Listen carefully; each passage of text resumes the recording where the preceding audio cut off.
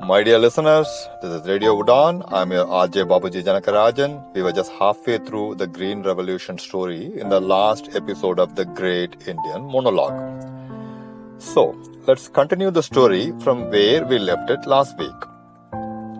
Mr. Norman Borlaug, after successfully implementing wheat revolution in Mexico, started looking for countries where he could repeat his formula to success. One thing he was particular about was the availability of good irrigation sources, better infrastructure to connect farms to markets, so that the harvested grains easily reach point of sale. By late 60s, India and Pakistan were going through unprecedented drought and famine due to some years of poor rainfall. The food scarcity became the biggest problem. Rockefeller Foundation knew this and decided to help countries like India to master their food production by using modern methods. So they joined hands with Ford Foundation and the International Monetary Fund, the so-called IMF, to set up a program, and they dispatched Norman Borlaug's team to Indian subcontinent. So the first stop, not India but Pakistan.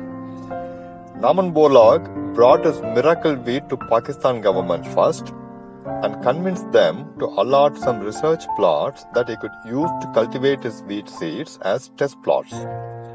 But he met with stiff resistance and protests from local farmers who saw United States of America as a rogue superpower that dropped nuclear bombs in Hiroshima and Nagasaki in Japan. USA became very unpopular after the Second World War due to this, and the protest wave against anything American was spreading around the world like wildfire in the next 20 years. Farmers prevented their fellow farmers from cultivating these miracle seeds in the test fields allotted to Norman Borlaug. They even ruined the harvest of those farmers who went ahead to cultivate them. Norman Borlaug is a clever man. He realized that him being American was the root of the problem. So what he did, he cleverly makes his deputy a Mexican research scientist as the head of his initiative, so that the program could be viewed by local farmers as a Mexican program and not as an American program, thereby reducing their resistance to adopt. He also did another clever thing. He got the then President of Pakistan, Mr. Ayub Khan, to use his wheat seeds in the President's farms. That is a very big move, right? Once these crops grew and yielded good results, Norman's team negotiated hard with the President of Pakistan to adopt these seeds for wide use in the soil of Pakistan. The deal was structured in such a way that the farmers would receive free seeds, tools to grow them, technical support from the foundation group, and the harvest would be purchased in total by Pakistan government at a minimum support price. So probably this was the origin of the minimum support price and the issues that started after that. Not just in Pakistan but in India too. But that would be for a later story. Okay. Mr. Ayub Khan, the then President of Pakistan, happily signed the agreement with Norman's team, and thus the Green Revolution took roots in Pakistan. As it goes, anything that Pakistan does, India wants to do it bigger and better, right? As long as the things are good, So, India also started pushing for bringing the Green Revolution to our soil. Norman thus pitched his tents in Punjab. But why Punjab? India is a big country, right? He could have pitched his tent anywhere in India, but why he chose Punjab? The fields of Punjab were irrigated by 5 rivers, and the landmass was extremely well connected with rest of India due to the extensive rail and road infrastructure the British colonizers created to help their troop movements. So this was the irrigation source plus infrastructure, the key elements in Norman Borlaug's agenda, right? He would love to have planted his seeds where these two conditions were met with, right? So that is how the Green Revolution seeds came to Punjab. Norman Borlaug brought with him the seeds, the chemical fertilizers, the farm machineries like tractors, and also the technical know-how to handle all this. In order to share the technical know-how of this green revolution and to spread it to the farthest corners of India, the first ever agriculture college was actually set up in 1974, just like the agriculture institutes is set up in Mexico to spread wheat cultivation there. Soon, the number of agri-institutes in India exploded into 50 plus, and the main aim was to convince Indian farmers to switch to modern farming propagated by Norman Borlaug and his team. Though they are purported as institutes that were actually set up to help the farmers of our soil, the objective of these institutes was slightly different, and it stays so even today. Most of these universities these days, they share short message services, the so-called SMS, to farmers in their mobile phones, advising them on crop management, right from sowing to harvest and even beyond. But unfortunately, all these advices are purely for using all kinds of chemical fertilizers, herbicides, pesticides, fungicides, etc. Right? Soon, the area under cultivation started spreading due to the combined effects of good yields of this dwarf wheat and rice varieties too, and the efforts of the agri-universities to spread this information. So, wherever good irrigation facilities were available in India, the conventional crops like native millets, which were being cultivated for thousands of years, they had to give way to wheat and rice cultivation. So, till that point in time, India, a country with very rich and diverse, food crops, started to adapt only these two as the staple food crops, wheat and rice. Green Revolution in India was hailed as a great success, and the team behind it, they started looking for, similar such third world countries where they could repeat their magic. So, the next halt, Africa. Africa is the birthplace of one of the longest rivers in the world that runs through 11 countries before reaching sea. The Nile River, starting from Ethiopia and ending up in Egyptian Sea. Norman's team pitched the idea that people in these countries do not grow enough wheat to meet out their food requirements, and hence they could benefit much from the Green Revolution. Sad fact was, none of these countries, right from Mexico to Pakistan to India, and these 11 African countries ever depended upon wheat as a main food crop. So the whole Green Revolution exercise was running on false assumptions and money power. Right? What a big misery, right? Miracle seeds thus reached Ethiopia in the 1980s and spread downstream along the river Nile. Norman Borlaug had become a global hero by this time for his contribution to world food due to his singular focus on pest-free wheat grains, and he had received numerous awards for the same across the globe, including a Nobel Prize for Peace. The irony was, there were other types of wheat seeds with very similar traits or even better traits than those of Norman's that have been in cultivation for the past 5,000 to 6,000 years in Earth. Their origin was the so-called Fertile Crescent, a crescent-shaped landmass that is situated between the Nile River in Africa and the Euphrates and Tigris rivers of Middle Asia. This was the same land that gave birth to the Mesopotamian civilization, one of the oldest civilizations known to mankind. This land was credited as the birthplace of farming too.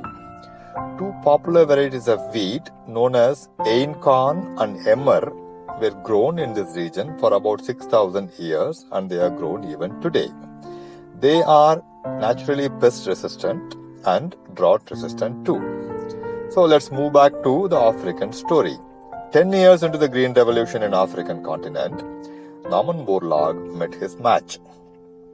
His wheat varieties planted in large scale in Uganda, an African country, were devastated by a mutated version of stem rot disease. Just like the way Norm tweeted his wheat seeds in his laboratory to make them resistant to pest attacks, Mother Nature tweaked in her Earth laboratory the bugs that cause stem rot disease, so that they gained the capability to feast on the hybrid seeds-based wheat crops of Norman Borlaug.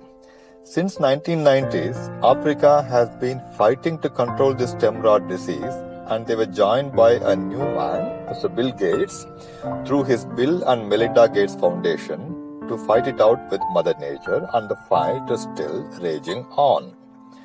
Norman Borlaug finally realized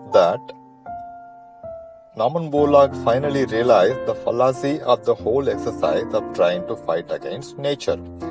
And he died in 2007 with the realization that, just like him, nature also has a singular focus to help thrive all life forms, not just human but all life forms in earth, and that she will keep helping the stem rot causing bugs endlessly, regardless of the newer wheat varieties his team or even Bill Gates' team would keep releasing into the future. Norman might have learned a big lesson about the fundamental mistake he did. That is how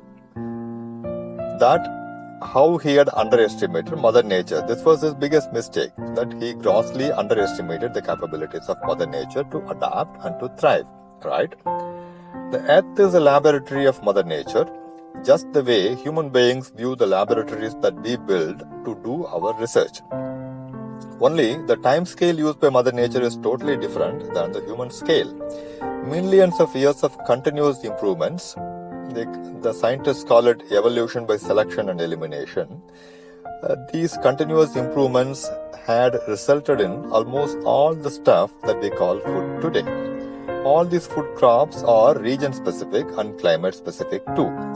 It is impossible to understand the vastness and depth of such evolution within the lifetime of any single person, however genius he or she may be, and that it is better to leave them as they are instead of trying to change something that we do not understand completely. The trouble is our ego, that we can grow something against the will of nature in a place unsuited for it and in a place where locals have other food crops. How stupid we are as a race. Even if we barely succeed in growing such food, pests will ultimately feast on them, thereby ruining the harvest time and again. Green Revolution has been an utter failure on a global scale, right from Mexico, wherever it was implemented, dumping chemical salts in fertile lands, thereby killing all forms of life in those soils, and making them dependent on more and more lab-made chemical inputs, making farmers indebted, making people sick, and their food stock vanishing fast. These are all recorded facts, but humankind never learns from its mistake. So, this green revolution will keep running fine due to the population growth and the noise made about the food shortage due to population growth and newer ways to increase harvest by growing food without soil. Heard about aquaponics, aeroponics? Welcome to the future Neo. My dear listeners, there was life and abundant food on earth even before Green Revolution. Let us step back a bit and think about how people survived in earth thousands of years back, even before agriculture was invented. Forget about the modern agriculture, I'm talking about the ancient agriculture. How people were able to survive in earth for so many thousands of years, even before agriculture was invented. Back to the roots it is. If we think deep enough, we will realize that there was a time in earth when people did not have to work to produce food, and that they were fed in plenty by Mother Nature without any efforts of their own. Maybe some 50 to 100 generations down the line, we human beings will be able to reach there if we start our journey back to our roots now, today, at this moment. I hope my monologue on Green Revolution has given you a newer perspective about the whole thing and set you on the right path towards your healthy food. Thank you for listening patiently, dear listeners. I will talk to you again on many more such pertinent issues in the weeks to come by. Till then, stay blessed. This is Radio Udaan. I'm your RJ Babuji Janakarajan, signing off for the week. Bye-bye.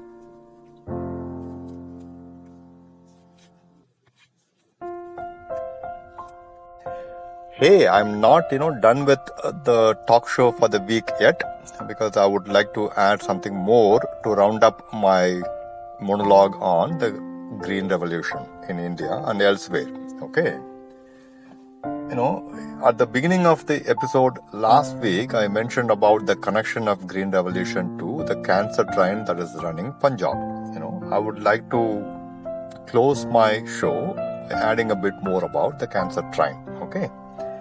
In the last 20 to 30 years, cancer has become the most, important or the prevalent disease in Punjab.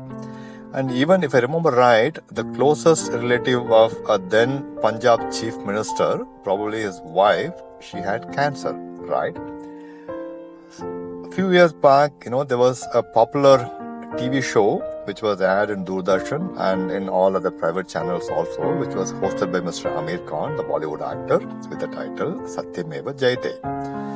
In that show, in one of the episodes, he covered about the cancer train that was running in Punjab, a train that used to carry cancer patients for treatments to the hospitals, and it was so full and so notoriously popular, it was nicknamed as Cancer Train. Now you know from where the fuel for this cancer train came in from. Green Revolution, unprecedented dumping of, chemicals in the fields, which seeped into environment and even probably on the food that we eat. It hit hard where it started. Green Revolution started in India and Punjab, and the cancer spread is the maximum in Punjab, and it keeps growing in the last many years. And if you connect the dots through the history of Green Revolution, you would know why. And I wish the cancer train, it starts reducing the number of compartments, in the sense, more and more people are getting cured from the disease and they stay healthy afterwards. And I really wish they see the connection between their food and their health. Thanks again. This is Radio Udaan. I am your Babuji Janakarajan. Stay blessed till you hear from me again on the next episode of the Great Indian Monologue with one more interesting topic. Bye.